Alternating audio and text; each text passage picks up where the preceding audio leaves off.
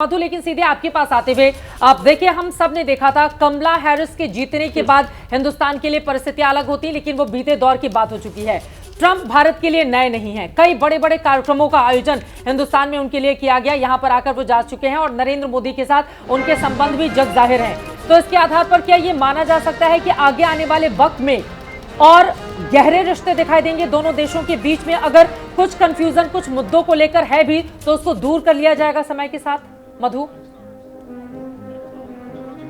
मैं आपकी की बातें शुरू करती हूँ। जब आपने कहा कि अभी दोस्ताना तो कभी आंखें दिखाते हैं, ये बात हमने पहले टर्म में भी देखी। जब राष्ट्रपति ट्रंप पहली बार आए थे तब भी भारत के साथ काफी दोस्ताना रिश्ता था, लेकिन ट्रेड के मामले में उन्होंने आते ही जनरलाइज सिस्टम ऑफ प्रेफरेंसेस जो भारत के साथ था वो सिस्टम हटा दिया। वो जीएसपी अभी भी हटा हुआ है। अब इस बार भी उन्होंने साफ कर दिया है कि टैरिफ के मामले में वो फॉरेन नेशंस के ऊपर भारी एक कदम उठाएंगे। यानी क्योंकि अभी अमेरिका का भारत के साथ ट्रेड डेफिसिट का रिश्ता है, यानी भारत अमेरिका को ज्यादा सामान बेचता है और अमेरिका भारत से ज्यादा सामान खरीदता है। यानी भारत का रिश्ता जो अमेरिका के साथ है वो है ट्रेड सरप्लस का। ये चीज ट्रंप को बिल्कुल भी पसंद नहीं है और वो कई बार कह चुके हैं कि इस मामले में वो जरूर कड़ा कदम उठाएंगे। तो इस पर भले ही उनकी एक दोस्ताना रिश्ते हो, लेकिन टैरिफ चेंज कहने की वजह से उस पर ध्यान देने वाली बात होगी।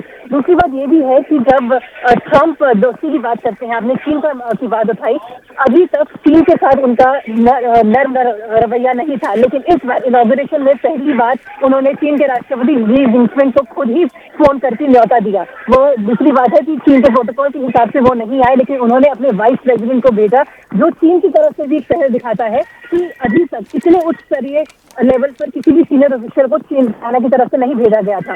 यानी वो भी एक पहल कर रहे हैं। इसमें एक बैलेंस बनाना बहुत जरूरी होगा ट्रंप के लिए, क्योंकि इलॉन मस्क जो उनके सबसे बड़े सपोर्टर हैं और जब से ट्रंप जीते हैं ये चुनाव उसके बाद हर जगह वो उनके साथ नजर आए हैं।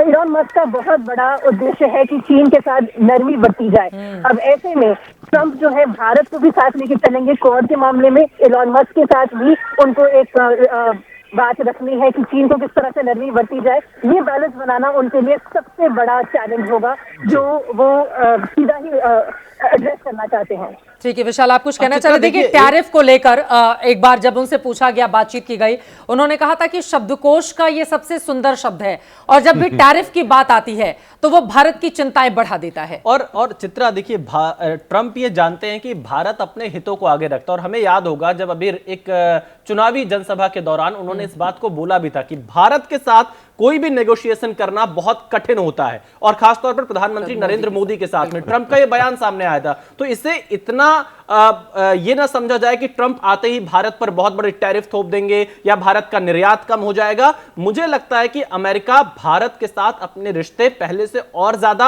आर्थिक तौर पर मजबूत करने का प्रयास करेगा। ये ट्रंप की भी एक तरह से आप कह सकते हैं जरूरत है, क्योंकि ट्रंप ने जैसा अपने भाषण में आज जिक्र किया है कि अमेरिका को महंगाई से निजात दिलाएंगे, वहां पे जो खाने पीने की चीजें हैं काफी महंगी हुई पड़ी हैं, अर्थव्यवस्था काफी पीछे गई है, और इसके अलावा नौकरियां अमेरिका में एक बड़ा मुद्दा चुनाव में रहा है। तो ये तमाम चुनौतियां अमेरिका के सामने भी दिखाई पड़ेंगी। तो वो टैरिफ भले कह रहे हैं, लेकिन मुझे लगता है ये कनाडा, मैक्सिको और चीन ऐसे कुछ देश होंगे जिन पर बड़ी आप कह सकते हैं बहुत ज्यादा टैरिफ लगाया जाएगा। लेकिन चित्रा, यहां पर एक चीज और देखने वाली है कि इस पूरे भाषण में उन्होंने रूस यूक्रेन का कहीं कोई जिक्र नहीं किया है। हाँ। मिडिल ईस्ट का जिक्र किया। मैं चाहूंगा अगर एम्बेसडर वोहरा इस पर कुछ बता मैं जल्दी से एक बात बता देती हूं, उसके बाद मिस्टर वोहरा इस पर प्रकाश डालेंगे। देखिए, लगातार हम भारतीयों की बात कर रहे हैं तो ट्रंप प्रशासन में जो भारतीय हैं उनका जिक्र करना भी बहुत ज्यादा जरूरी हो जाता है, क्योंकि जब भी दो देशों की आपसी रिश्तों को और प्रगाढ़ बनाने की बात कही जाती है तो इनका रोल बहुत अहम होता है।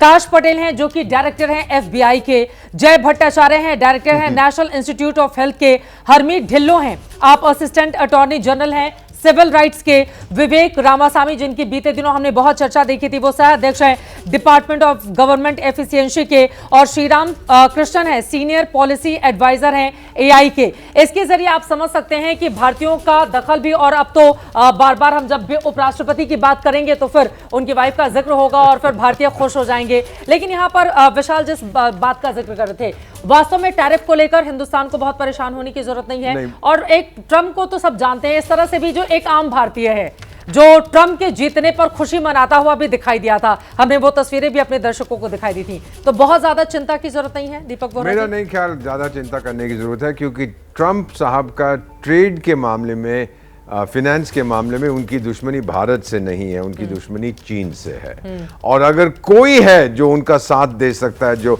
चट्टान बन के खड़ा रहे और चीन को रिप्लेस कर सकता है, मैम, वो भूटान नहीं है, वो साउथ अफ्रीका नहीं है, वो अफगानिस्तान नहीं है, वो भारत है।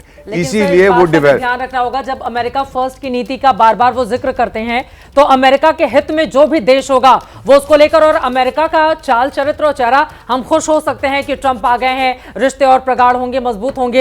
लेकिन अगर हम इतिहास के पन्नों को खंगाल कर देखेंगे तो हमेशा कई देशों को अपने हित के लिए, अपने फायदे के लिए अमेरिका इस्तेमाल करता रहा है। बट अमेरिका ओनली नहीं कहा है उन्होंने, अमेरिका फर्स्ट। हम भी श्रेष्ठ भारत की बात करते हैं, तो दोनों तरफ से जब ये होगा, कोई इसमें मैं नहीं समझता को बहुत बड़ा टकराव होगा। सोल्यूशन हम ढूंढ लेंगे ma'am, we are the best in diplomacy. हम चाणक्य की संतान है, we will find a way how to work with America. जो पीएम साहब ने कहा, नरेंद्र मोदी ने, to make the world for world peace, इसके लिए, डेवलपमेंट के लिए काम करेंगे। तो वेरी क्लियर मैसेज के साथ साथ हम चलेंगे।